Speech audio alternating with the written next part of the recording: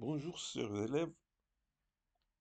Nous allons résoudre cet exercice qu'on a déjà fait en classe, mais on va continuer à l'étudier ici par cette vidéo.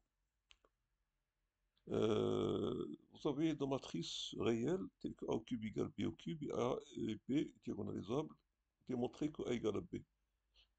Déjà, en voyant A et B diagonalisables, ça inspire qu'il faut ramener l'étude au scalaire, c'est-à-dire, au lieu de montrer directement A égale à B, on va considérer les valeurs propres de A et les valeurs propres de B et tenter de démontrer que ces valeurs propres sont égales. Seulement, on a un petit problème parce qu'on va diagonaliser A. On va écrire A est égal P fois delta fois P moins 1 et B est égal Q fois D fois Q moins 1. Déjà, on voit que la matrice de passage de la base canonique à la base de diagonalisation, pour A, c'est P, et pour B, c'est Q. Ils ne sont pas donc les mêmes.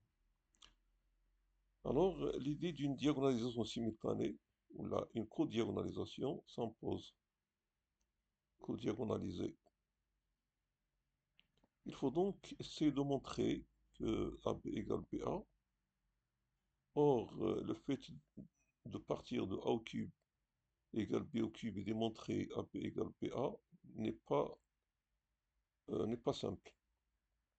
Il faut donc penser à autre chose. Bon, une des manières, c'est d'utiliser le polynôme interpolateur de Lagrange et essayer de prouver par exemple que B est un polynôme en A. Par suite, A et B commutent.